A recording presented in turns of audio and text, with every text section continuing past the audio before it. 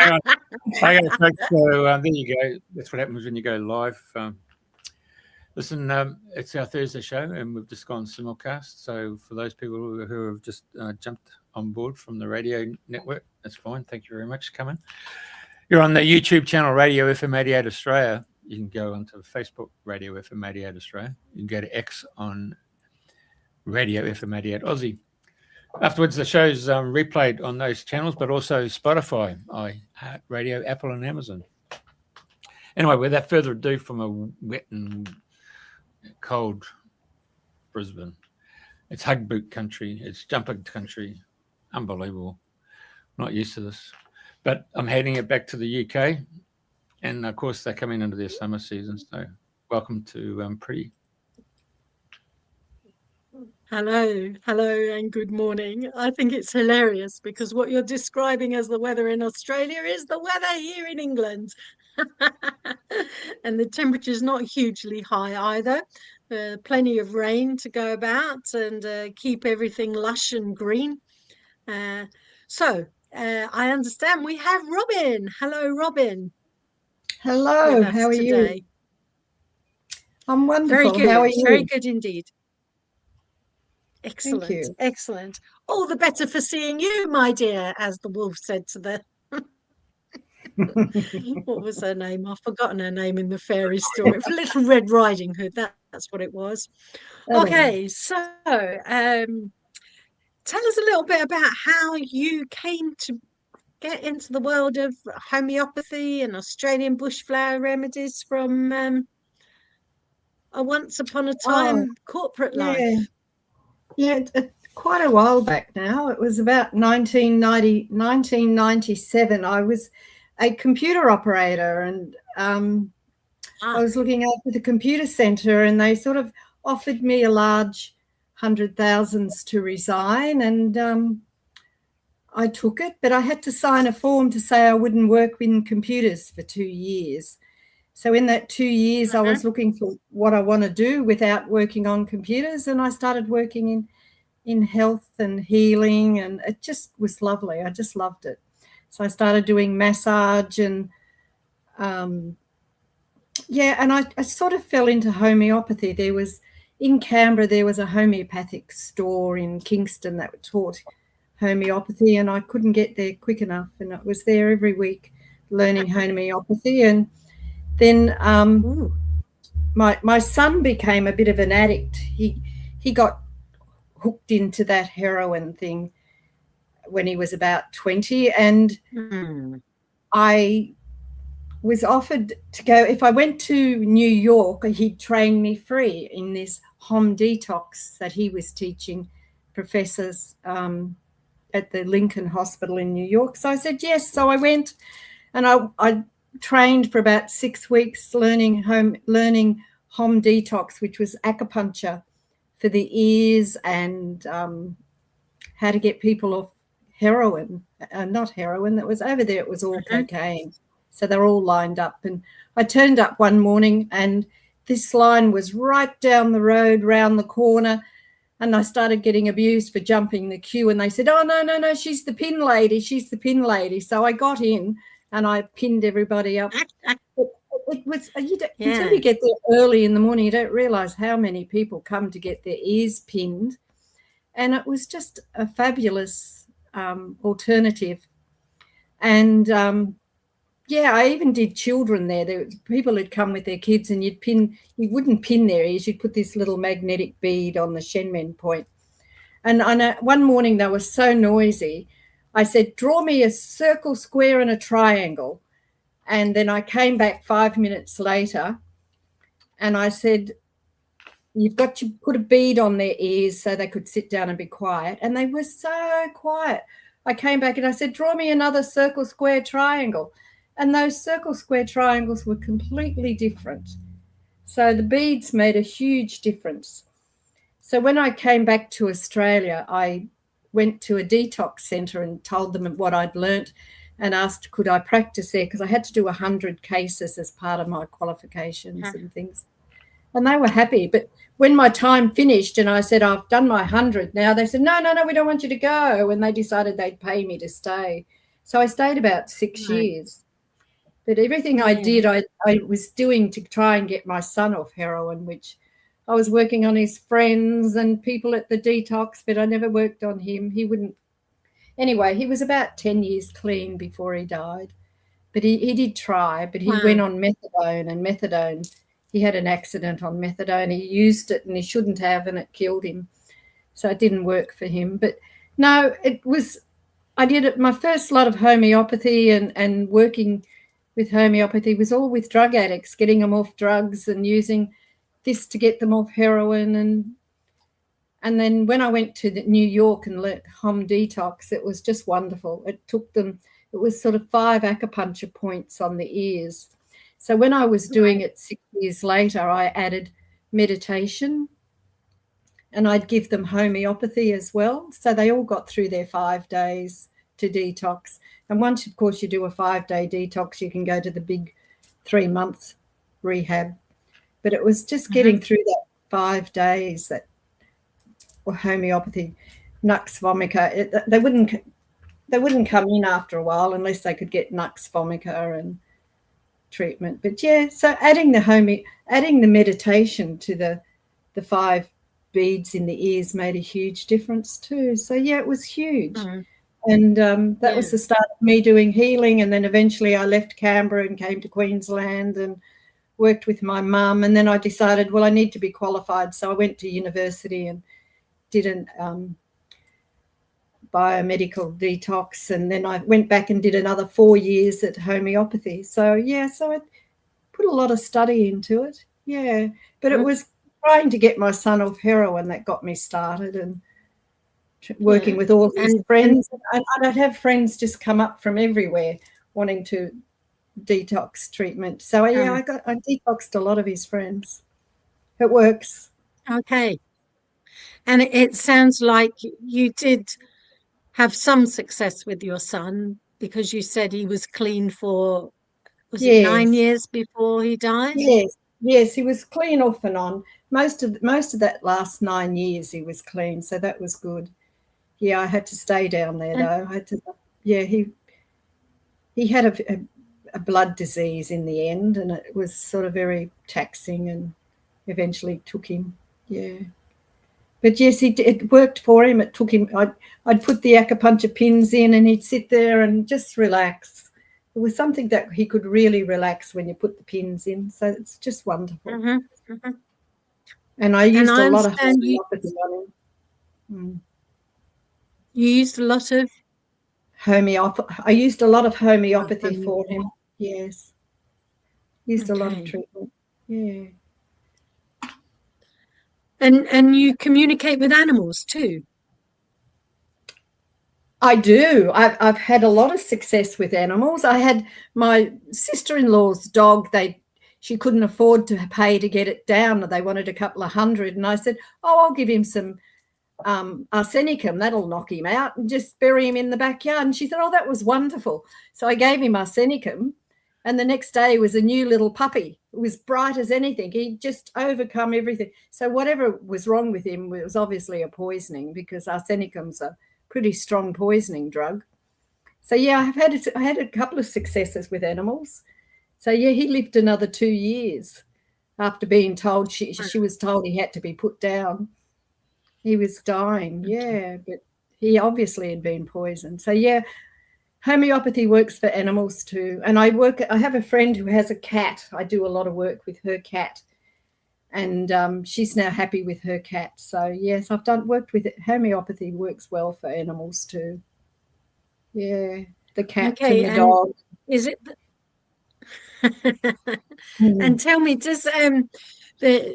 how did the homeopathy lead you into the Australian bushfire remedies? They're one of my favourites, to be fair. Yes. Well, when I was working in the detox centre, I mean, people had come in, and because you had clients and you didn't know what drugs they were coming off, what they had taken, what they didn't, I used to give them the Australian bushflower cards, and they're 90%.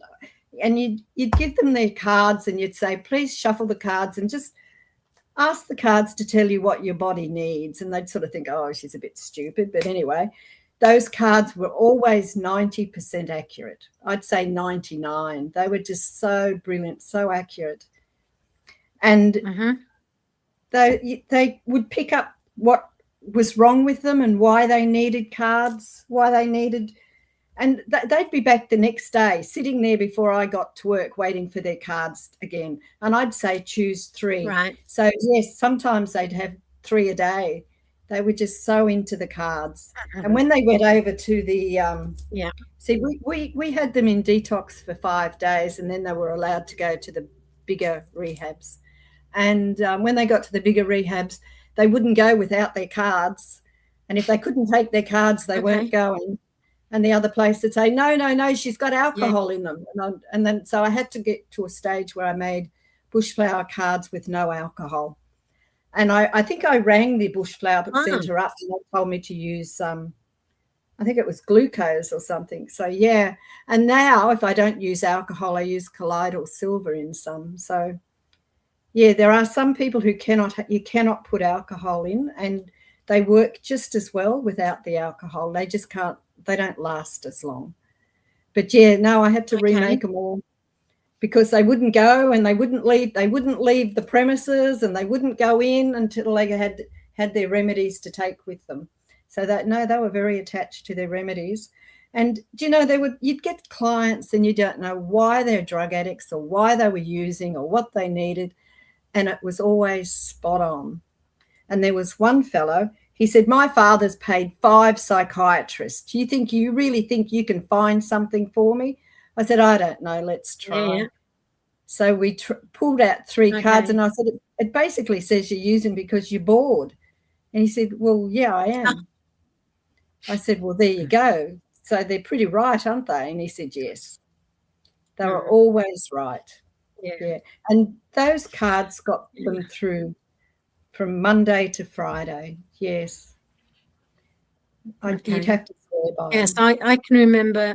I can remember in the past, I studied a lot of buckflower remedies, but when it actually came to using something, it was Australian bush, that far more intuitive. And I remember one time looking at Black-Eyed Susan. Whoa! And that I had quite a reaction to that, and we went with there. Did you ever meet Ian Wright? I did on a course once. Yes, he was lovely, long hair and a bit of a chauvinist type man, but he was lovely. Yeah, I did meet him once. Yeah, and he was quite impressed. I met him. Yeah, I met him in London. And I was at a crossroads in my studies, and I thought I wanted to go on and study all of the Australian bushflower remedies because I'd done the buckflower remedies, and it seemed to me to be a natural progression. And we went out into a big field outside the college, and we formed a huge big circle, and everyone was to introduce themselves. And I was standing right next to him, and I thought, oh my God, I'm going to have to say something immediately. But he went in the other direction, and I was the last, and everyone was introducing themselves. And in that morning, I realised I actually didn't want to study the Australian bushflower remedies, and he just brought out the white light essences of all the different chakras. Yes. And I went, that's why I'm here. I'm only here to meet you so that I can say hello and goodbye, because I'm not going to do the Australian bushflower remedies. They hold a great. Yes, you're so drawn to them. You're either drawn to these or drawn to the bushflower. I found I had to choose between them, and I came to the bushflowers. But it's very strong, that drawing. You just go to where you're drawn, and it just pulls you. I know what you mean. Yes.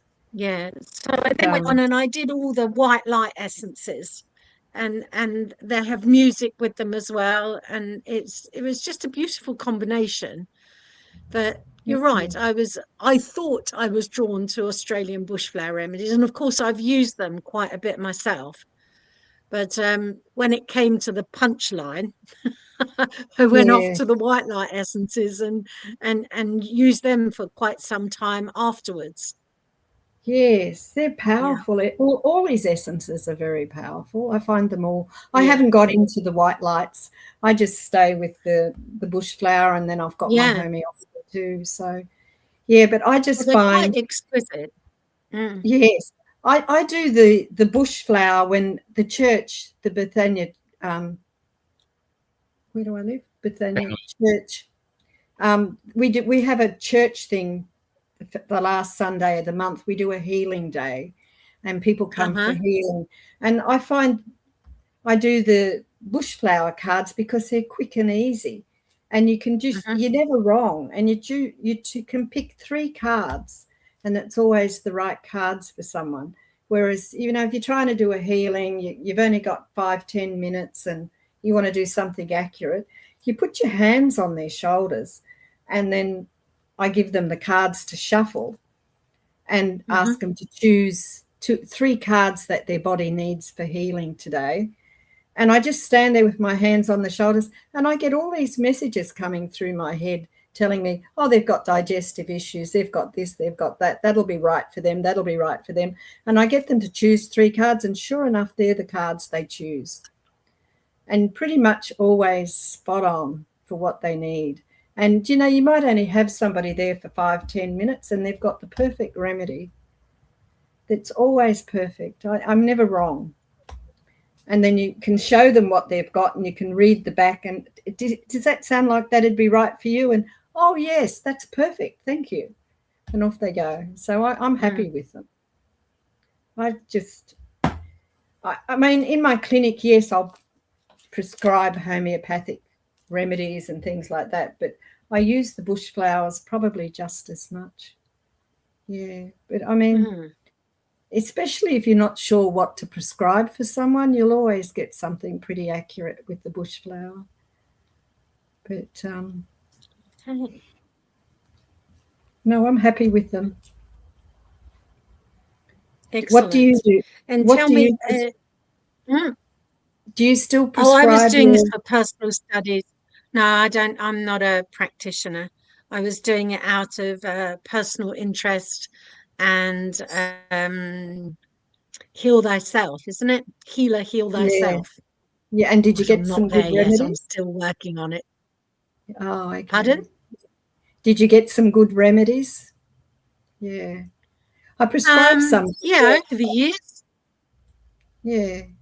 I did 3 for Jeff. He said he used them in 3 days, and I'm thinking, oh, that was very fast. But still, I usually tell people to take them for 7. But he took them in. He got through them all in 3. Yeah. I mean, these days I wouldn't touch stuff with alcohol. So, with people without alcohol. I'm very careful not to make them with alcohol now. You don't I'm not a drinker, and I don't drink, so you don't realise that people who used to drink don't want to drink now, and you've got to be careful. So now I ask, but I prefer not to make them with alcohol. But that teaspoon or so of brandy in the bottle is what preserves them. So yeah, they do come with brandy if you don't say you don't want it. But I'm trying to be very. And you prepare them yourself? I do. I make them myself. Yeah. And even when I go to the church, I take my bottles, and I take water, and I take everything with me, so I can make them as they prescribe, because everybody's different. Everyone gets something different. I don't think I've made up 2 in a row ever. They're always different. Yeah. Oh, and they're combinations of the 3 cards that people have picked out. Is that right? Yes. Even when I don't have people with me, I put my hands on the deck and ask, start visualizing and asking for the cards that are right for this person. And it's nearly always right when I choose them. So, yeah, I don't have anything wrong. Okay. I can well, there's one thing that I do. One thing I do that for propolis, for instance, that does come in alcohol, it's the only way to get it, is to put boiling water in and allow the alcohol to evaporate before using it. So that seems to me to be a reasonable way to get around the issue of alcohol with remedies. Oh, okay, right. No, I haven't tried that. That's a good way. Yeah. Okay, just, and I didn't know whether or not if they're the essences, I'm kind of wondering, would that affect them or not?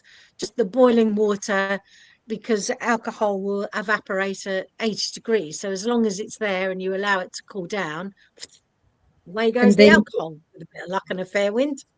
What if you made the essence and then made the alcohol and let the alcohol cool down and then put the essence in? Would that be the same? Otherwise, you can use glucose. You can use glucose. Glucose.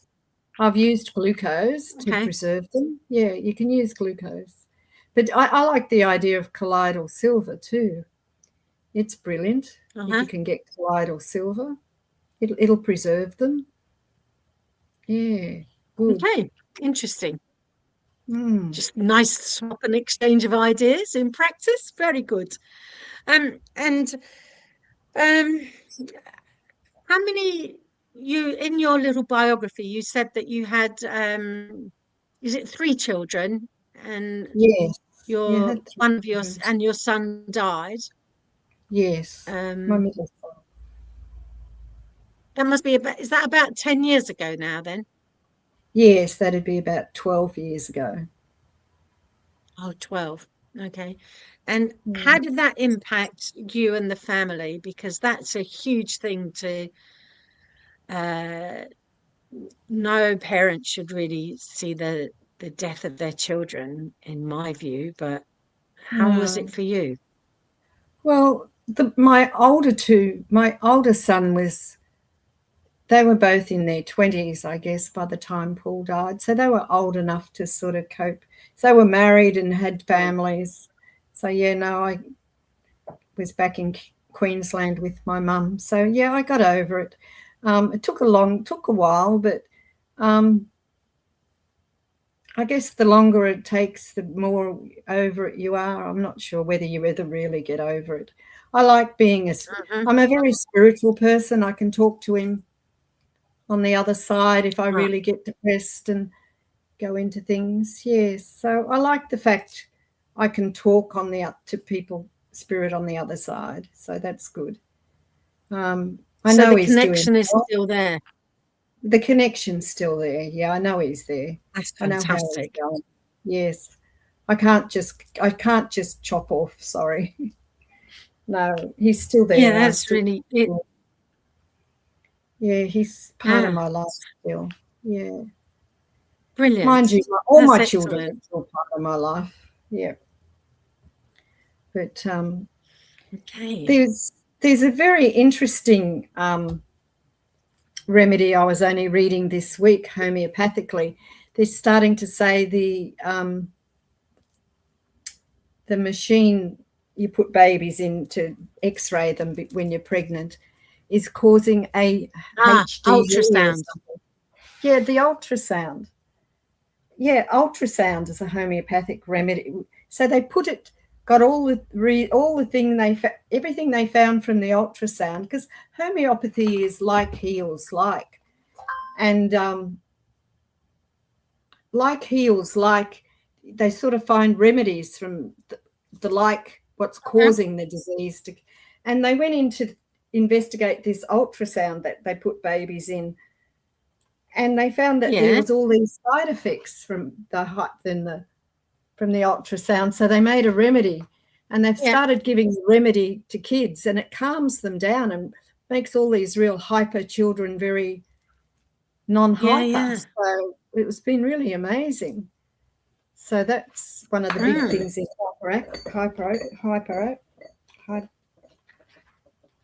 homeopathic remedies lately. So they've done provings and creativities at home, and this new medicine is wonderful for bringing down hyperactive children. In fact, I think they even called it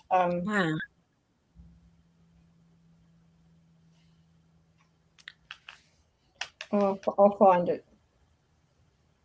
Yes, but yeah, so there's some new things coming out in homeopathy. But homeopathy is wonderful in India and Germany and all, but it's not good in Australia. So they pretend it doesn't exist anymore. But it's still here. It's not easy. Yeah. In Australia, they don't, you know, you can't buy it at the chemist, and it's not easy being a homeopath in Australia. Whereas I think if I was in Germany or India, all those places, homeopathy is regarded as powerful medicine. But here they like to think, oh, you know, it's just, you know, we don't sell it here. So it's very, when I started, it was in the chemist shops. You could buy it everywhere. And now, bit by bit, it's less and less. You can't even go to the chemists now. Sometimes you could see a cream with arnica in it, but most of the time it's very difficult to find homeopathy in Australia, which is probably why the bush. How do you source your remedies? I make my own and I sell them to my clients when they come. Yeah. As a client comes to see me, somebody rang today to say, oh, the cleaning lady's had a shock. Can you make her a remedy? I thought, oh, okay. So I make her a remedy and they come and get the remedy. But, you know, people ring up all the time for remedies. Yeah, so I make them. I make all my own. Yeah, but it's you can't go to the shop and just buy something. No, that's right. No, it's not good. Really? But in England, surprised by that. Yes. Yeah. I buy a lot of remedies. We have a number of... You have enough? Yeah. Yeah, no, yeah, we we have a number of what they call homeopathic pharmacies, for want of a better description. Helios is a very big one in Neal's Yard in London and Tunbridge Wells. Yes. And you can get your homeopathic remedies in water, distilled water there. They'll make them up.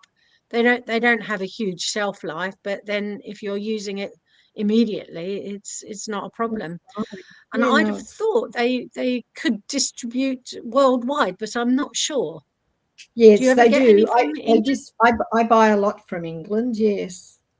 I buy a lot of remedies from England, but you can't just go to the chemist here and buy them in Australia.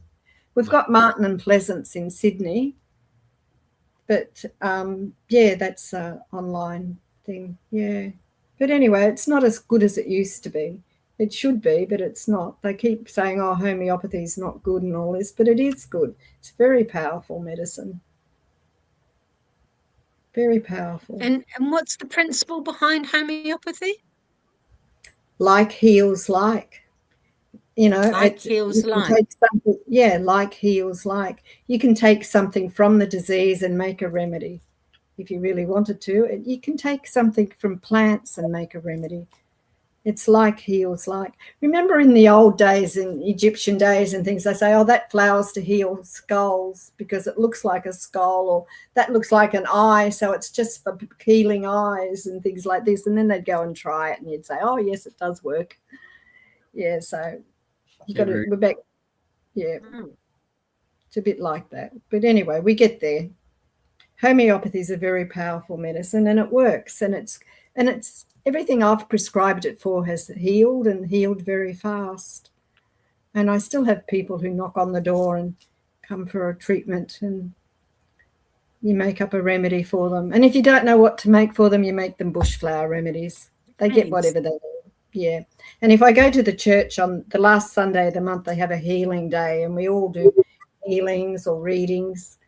And I do the bush flowers there because it's quick and easy. But there's always people tapping me on the shoulder saying, can I have this? Can you make me this? Can you make me that? And the new one out is one for the killing all the worms and things in the body, which is supposed to be a natural remedy for cancer and things. And I was in my room, and it was like these huge angels came down and took me off and showed me how to make it. And so I made it. And, you know, by the end of the week, I had about 20 people wanting remedies for different things. So, yeah, they let you know when you need to make something. Yeah, they're the cards. Yes. Have you made So this new one for the carry on? No, I was going to say that I was talking about something else. No, they're all the beautiful flower cards, yes. And see, there's a little writing down the bottom. That's what they're for. So you can always pick a card and know what it's for. Bit blurry. Sorry about that. Yeah. The one over to the left is pretty ugly. Grey spider flower. Oh, yeah, but it looks like the tentacles of the Hydra in the Greek mythology. I think that's one when you're going through a change and you're sort of willowing off all that debris you don't need anymore, and underneath is a new plant.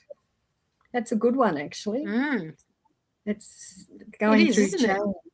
Going through change, yes. See if I can pick one for you. Okay, go for it. Let's see where we're at. Personal power, taking responsibility. So you got one for responsibility.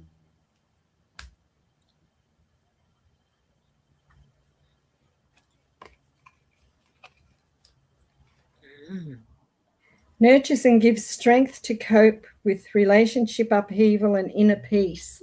So you've got one for inner peace and one for taking responsibility.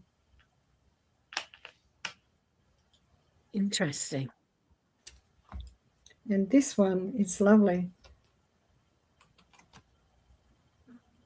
Grounded, focused attention to detail. So I got 3 for you. Wow, that's pretty cool. And what are the names of the flowers? Sundew, Red Suva Frangipani, and Southern Cross. The Southern Cross. Okay, You great. like So Southern one for responsibility. Yeah. One for inner peace and one for attention to detail. Yes, they're your cards. Wow, interesting. Very interesting. One of the issues I've had most of my life is too much responsibility. Right. Yeah. And a sense that I am responsible for everything. So whatever happens in the world, it's down to me. Right. Well, it says nurturing gives strength to cope with so it's giving you strength to cope. Excellent. And grounded, focused attention to detail. That's probably you. Personal power, taking responsibility. So there you go. That's worth a try.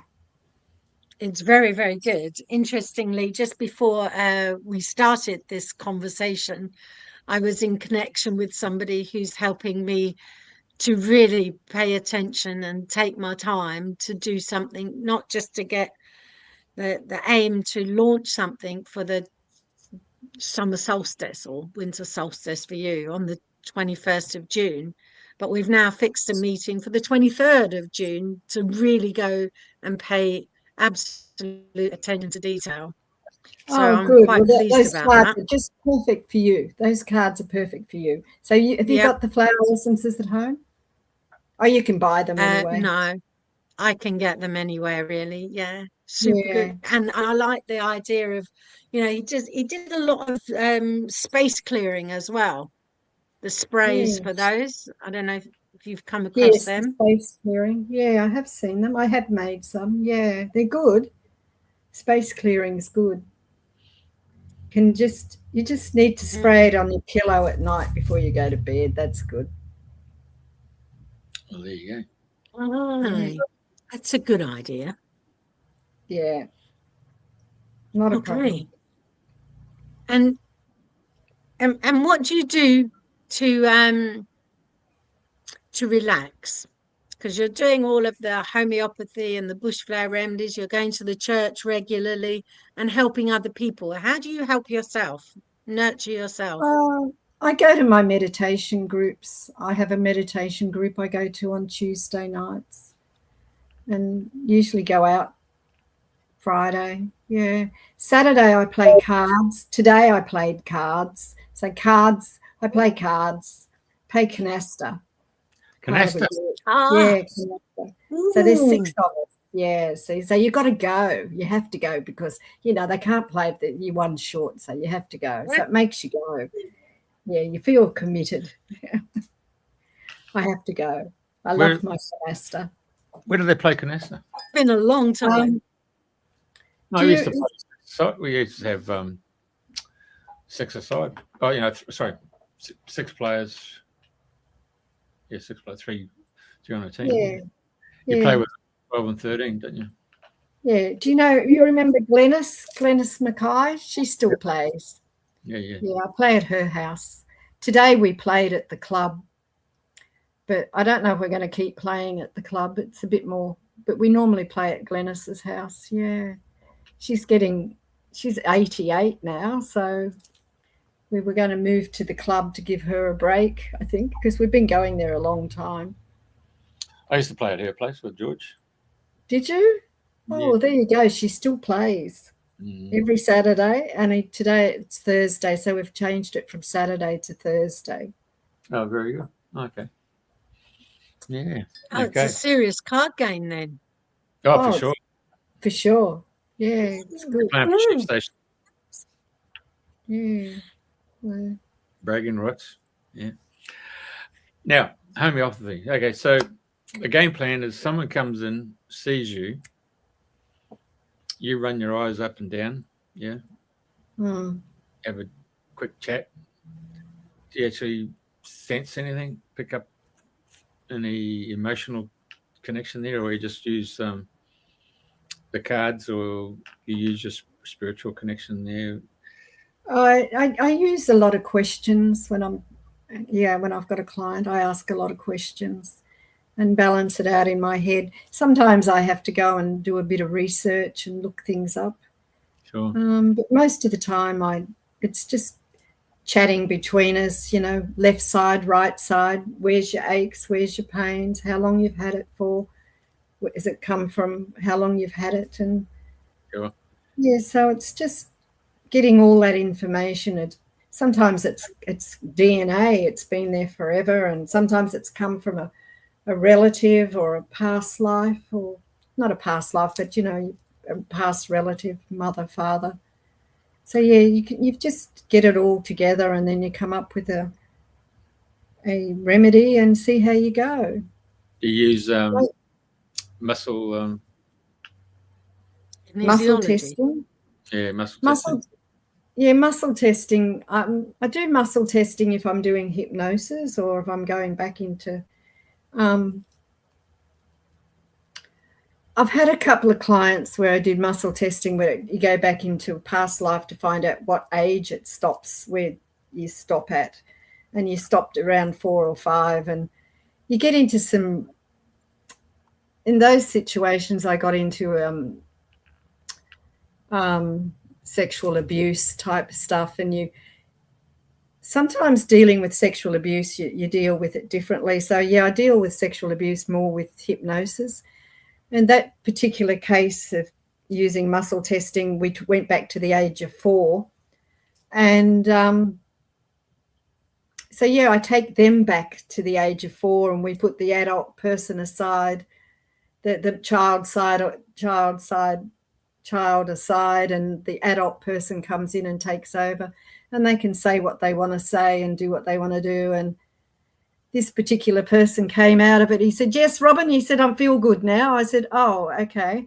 So he was a Navy person, and he, in the meditation, took himself back and blew the orphanage to pieces. Now, you know, this is all in your head and make believe, but he felt good afterwards. So yeah, so when you do the muscle testing, I only do muscle testing when I'm talking about age and I want to go back to a certain age, and you want to know what age you're going back to and they have forgotten or whatever. And it took me back to age 4 or 5, and you work with the client at the age of 5, and then they can overcome issues when they're back in time. And this particular man came back out, and while he was in that deep meditation of 4 years old, he wasn't a child. I took him back as an adult, and he took his Navy ship alongside the wharf and blew the orphanage and the person who had abused him to pieces. So for him, that was resolved. He resolved his issues. He couldn't do that alive, but he did it in his meditation, so he felt good. And a couple of others I've taken back in time, and it's really to resolve an issue back in time. Yeah, muscle testing, it's good for that. Yeah. I remember a mate of mine, he's now passed away, but he was a photographer, and he was asked if he would go to white lady funerals, and so he turned up, and this lady was in a Mercedes there, and she said, can you just give me 15 minutes? And he said, rightio. So then she comes out, and she's got a wedding dress on, and so he goes in there, and in the funeral home is a coffin, and it's got all these rose petals on it. It's got photos of her and her husband at the wedding. Wow. Yeah. And so he takes a couple of photos, and she says, well, just need a couple. He said, well, you're going to be paying for the whole reel. It was 36. She said, okay. So she started going back like 18 years old and throwing the leg up onto the coffin, and it's been really fun and all that stuff. Yeah, she's really brought herself out, Anyway, so Joe happened to say to her, I'm sorry to hear your husband passed away. Oh, no.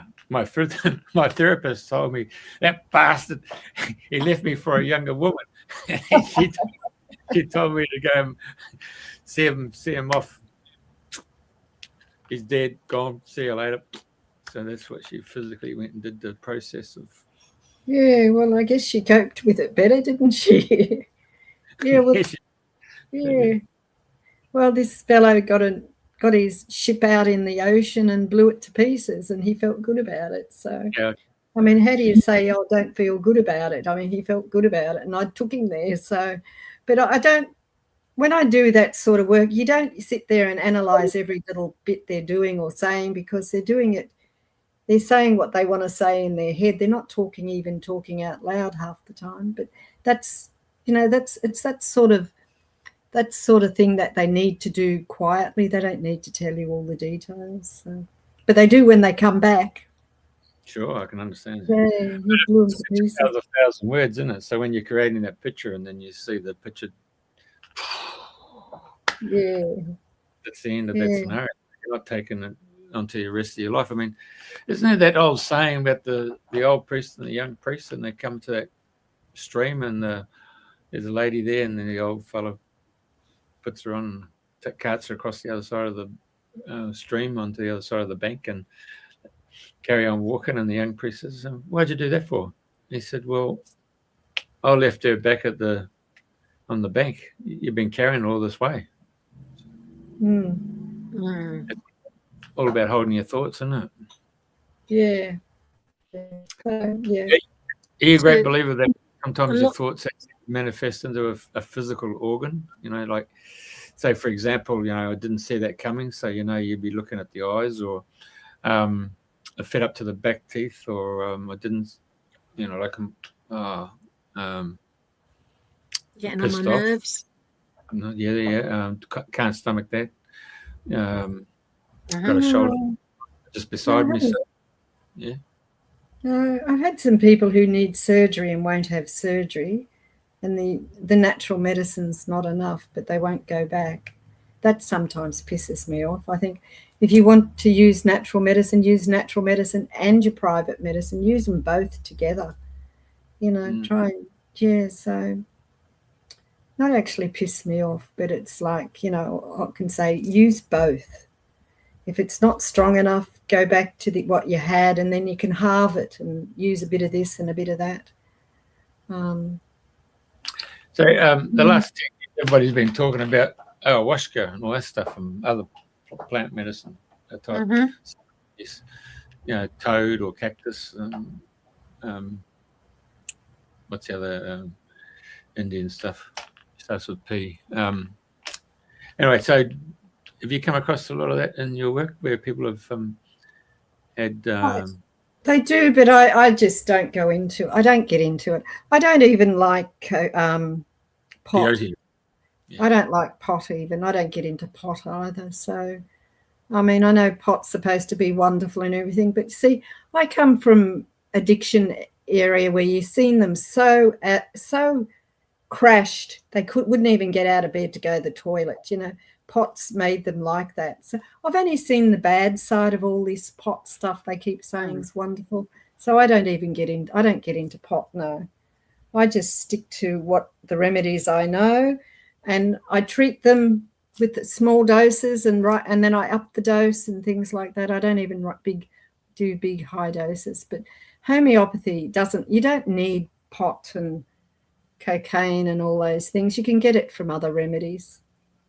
So I stick to I stick to non-addictive type things. I don't like addiction. You sure? So I don't prescribe something I know is going to be addictive. And if they are addictive, I sort of get them off, wean them off bit by bit. And then there's a lot of really good programs you can follow homeopathically. There's a fellow in England, I'm trying to think of his name. He's put a book together on how to do it in stages, different remedies and dopamine and things like this, wean them off, and you use dopamine to take them off and things like this. So there's a lot out there now that never used to be. So I stick with what I know. And if I have to do a bit of research, I'll look up what I need to prescribe. I don't prescribe addiction, no. And I don't prescribe pot either. I know people think it's wonderful, but I've seen really bad cases and I think it's not as wonderful as they think.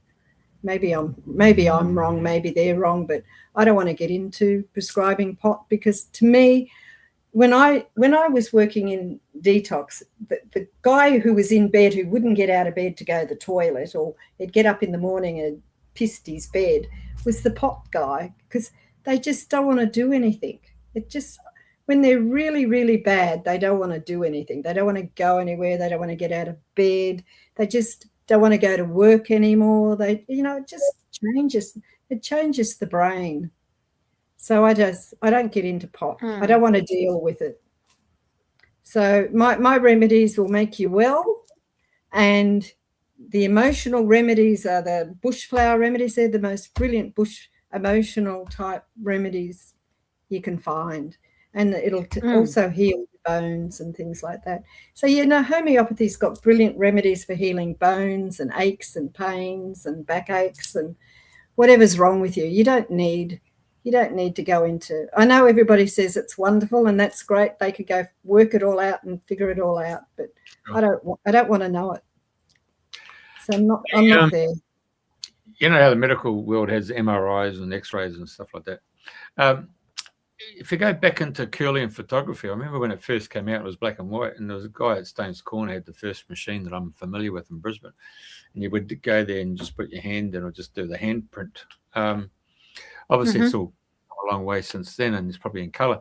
Have you ever thought of having the Kirlian machine there where a person steps up and you take the photo of their physical body or their eyes or the face or something, or their hands, and then when they have done your prescription on that stuff, they come back and you just keep a little photo image each time with Kirlian to see how their auric field has changed somewhat? Because obviously the homeopathic before is really and after physical and the emotional bodies, isn't it? Well, you can usually see that. You can usually see when you're looking at somebody if they're well. You can see those sort of changes when you look. But no, I haven't got a Kirlian photography, no. But if somebody wants to give me one, I'm happy to use it. But sure, 100%. No, I haven't got one. So there's lots I'd love to have, but I just don't have. But no, I just use remedies. Someone told me the other day that their baby was born early and they needed their baby had brain damage, and they put their baby on homeopathy for 4 months and there's no brain damage. So they I've seen And I thought that was wonderful. Thank you for telling me that. So, you know, you can use homeopathy for everything and anything. I just don't know why you wouldn't bother. But there's people who just don't bother, and it's just, I don't know. I've just seen too much success. And do you know, when I was in Detox, I had a group of 6 bikies come in.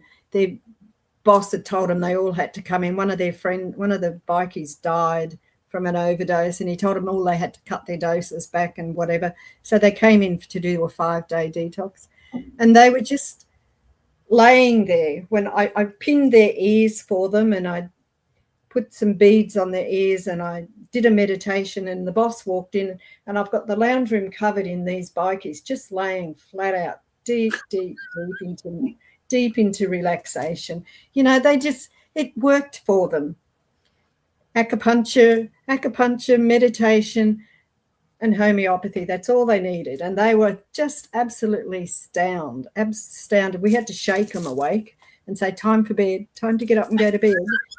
We were absolutely astounded. So if you said that, you know, you got stoned by beads in your ears and acupuncture and meditation, you know. I could just see them down the pub talking about it.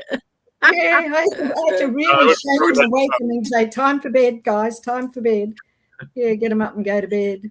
Yeah, so yeah, I just stick with the right stuff. And homeopathy, you know, it's an emotional balance. It's you can use it for sleep. It's attention to details. It clears blocks and base chakras. Its ability to cope. It's just a natural homeopathic remedy. So you can use it for everything and anything. It'll work for you. It'll take your pain away. It'll take your migraine away. It's just, why would you go for something else? Yeah. You know, it's non-addictive. It's harmless. It works.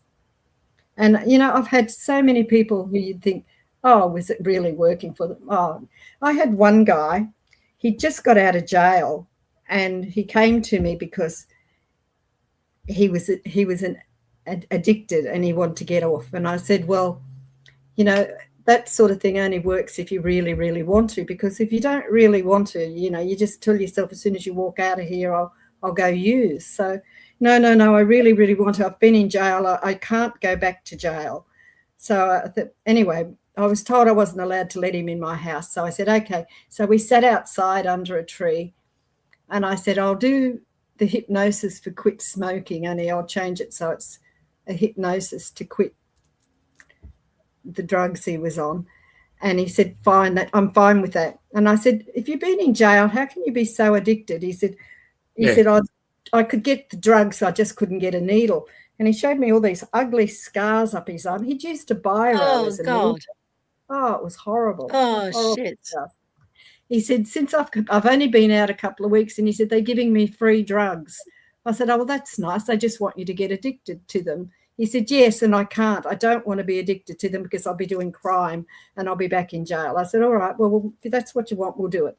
So I did a hypnosis. I took him really, really deep and said, you don't need it. You don't want it.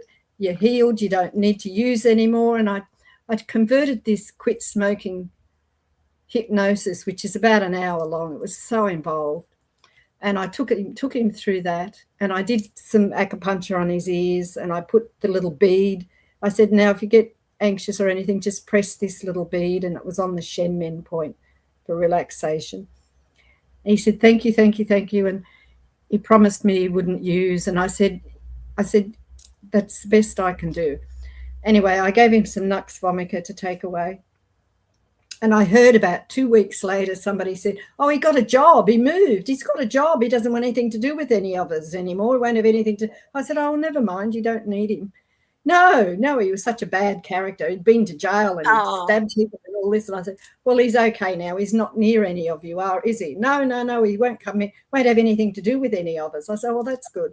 So he moved away from them all, got a job and stopped using and got his life sorted out. So that was, yes, that was brilliant. Yeah, but sometimes you use a combination of hypnosis and acupuncture and homeopathy, and you just use whatever you can use, whatever's available, whatever you need to use when they come and see. Yeah, so it's good. I see in your program there that you're Reiki as well.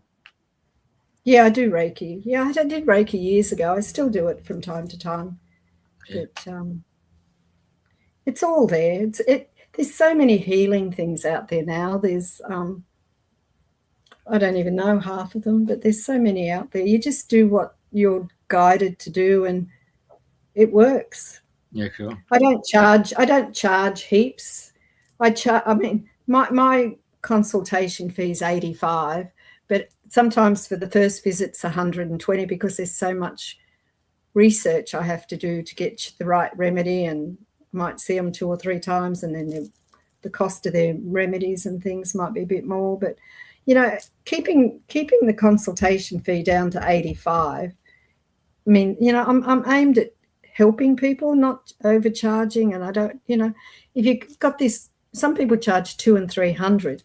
I know I did a course for healing. It was when you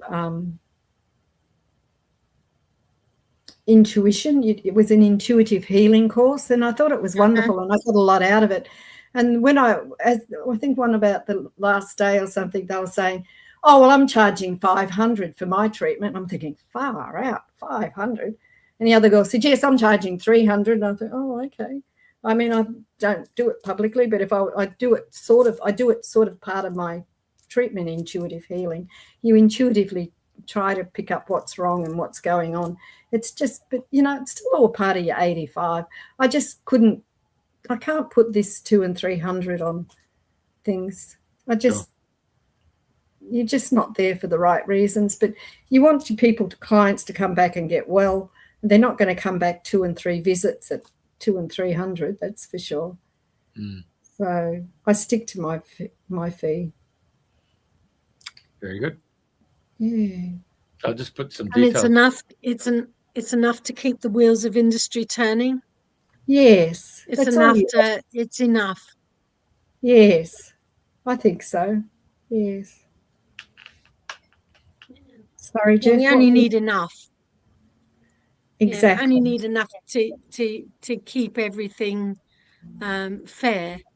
And as long as you're alive and breathing, it's priceless. Yes, and good things come my way. I'm not worried. Yeah. Yeah. What were you saying, Jeff? Do you want me to put this up? Or this is all new, isn't it, this one?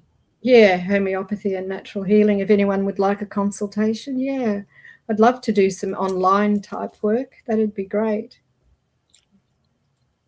Do you think there's a difference between doing something online and somebody sitting next to you or sitting under the tree? Does it make a difference?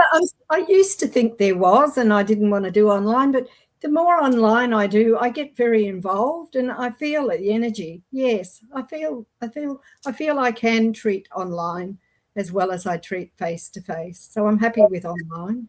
Yes, and I find more and more people are doing online than I was doing. Yes, I sort of always thought, oh no, I don't want to do online, but it's not quite the same. But it's, do you know, you can connect really well online. I'm quite happy with connecting online. Very good. And do you have any surprise stories of people that have come to you that you had zero expectations and suddenly it bloomed into something different? There was one lady who came. She blew me away. She had a sugar. She went to somebody and got injected with sugar, and she had all these sugar allergies, and it was really hard to find. It took me ages to work it out, but she didn't believe me.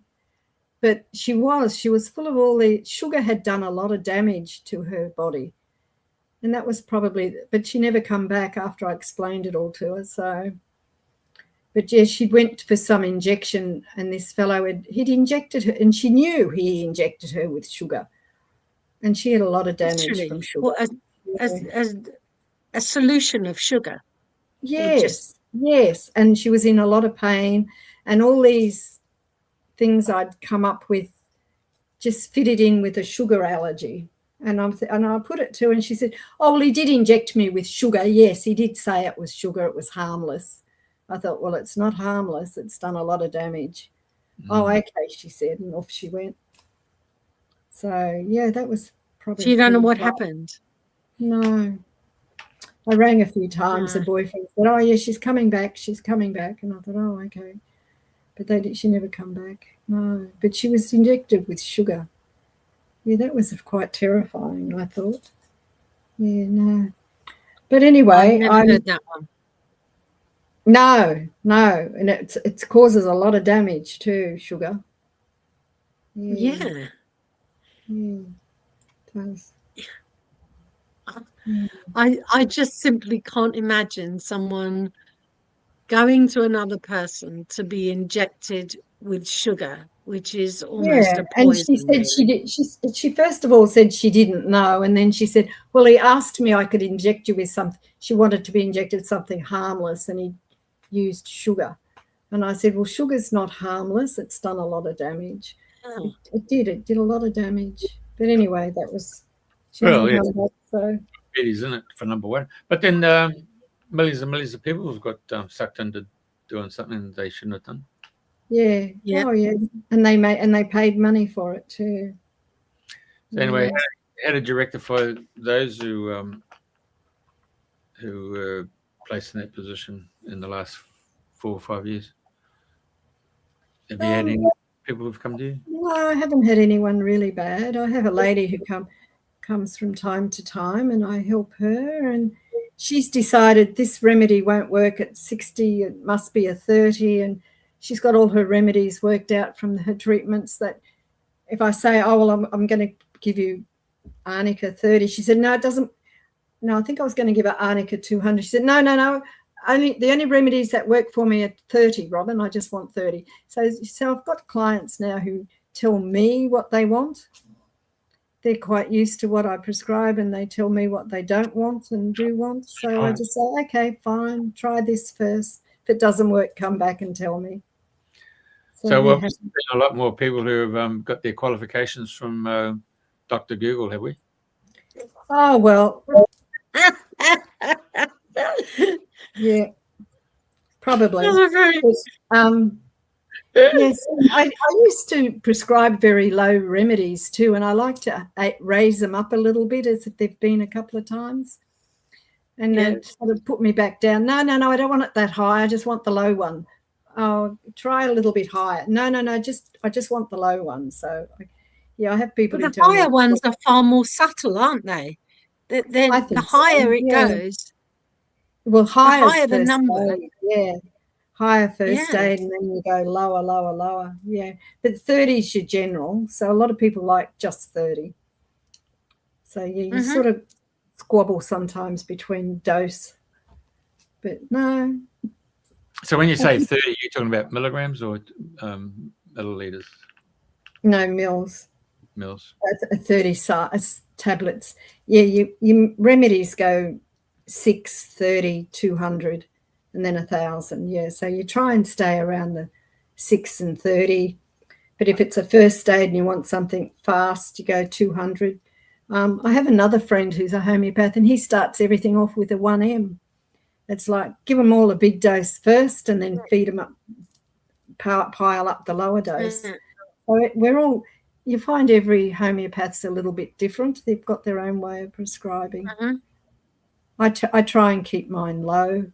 But then I do go high every so often. So it just depends on the case. You can be different all the time. Yeah.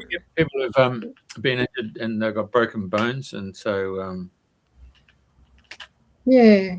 Well, there's a good remedy, bone knit. It's got another name, but it's called bone knit, and it knits the bones. And I've given that to a few people with broken bones, and their bones have knitted really fast.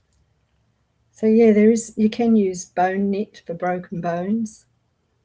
Oh, right. Because there's that plant, isn't it, they used in the Crimean War when they ran out of plaster of Paris, and then they, God, what's the name of that plant? It's a big broad leaf. They used to create a poultice around bones and around your. God, I can't think of it now. I know the place down at Mudgeebar has it. Mudbrick Herb Farm has it. It's also a natural fertilizer too. Yeah. So. What's the starts with C? You girls carry on, and I'll just go and look. Not Cantharis or something. Hey? No. Cantharis or something. Oh, no. No. You're going to have to consult Dr. Google, Jeff. All right. Just to jog your memory on everything. Yeah.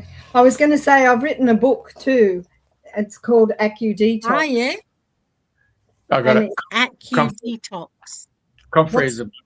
Oh, Comfrey. Yeah. Comfrey. Comfrey's good. Comfrey. Yeah. Sorry. Probably the herbal comfrey is better than the homeopathic comfrey, although they're a bit different, I think. Yeah. Oh. I wouldn't prescribe comfrey for the bone. I'd go to bone knit. Yeah. Detox. I put here the 5 points on the ears that you use when you're detoxing. Yeah. The Shenmen, sympathetic, kidney, liver and lung, and clinical procedure for practitioner to use so you can teach practitioners. Right. And what's the name of the book? I'm just calling it Detox. Detox. Yeah. And where can people get that? Oh, they'll have to ring me. They'll have to send me an email and I'll send it. And there's a practitioner's notes and there's homeopathy in there. Kinetics. Detox. I finished it with putting tapping because there's meditation in there, but the last part is the remedies you use: Nux vomica, Avena sativa, arsenicum, album, gelsemium, tobacum, quorum, and sulfur. Different ignatia, natrum miraticum, lachesis, different remedies for different parts of detoxing. And I put another page in the bottom at the back because tapping, people tap around the eye and things like this and down here. And that actually helps. Yep. That helps. It does. With detoxing. Yeah. So I've added that at the end, tapping. That's. Is that the EFT, is it? Yeah. Yes. I have a theory about that. Do you? Yeah, that when people start tapping and they get in touch with their bodies and they are distracted away from whatever it is that's bothering them and they're back in the body again.